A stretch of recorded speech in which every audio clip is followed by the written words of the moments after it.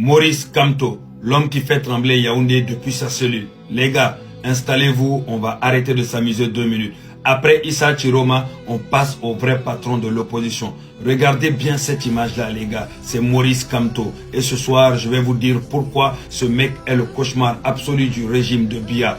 Pendant que la moitié de l'opposition en carton critique la dictature depuis leur salon climatisé à Paris, Washington et autres, Kamto lui est resté au pays. Il n'a pas fui. Il a bouffé le sol de Kondegui. Il a subi les assignations à résidence, les gaz lacrymogènes et les blindés devant sa porte. Il affronte le monstre de l'intérieur, les yeux dans les yeux, sur le terrain avec le peuple. Ça, c'est le premier choc.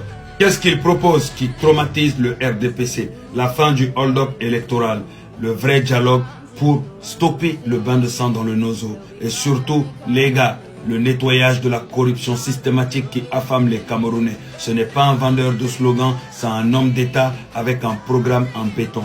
Alors, est-il l'opposant idéal? Oui, mais le régime a une peur bleue de lui. Alors il agite la seule arme des lâches, le tribalisme, pour diviser le peuple. Mensonge. Kamto parle plutôt pour tous les Camerounais. La libération du Cameroun ne se fera pas en ordre dispersé.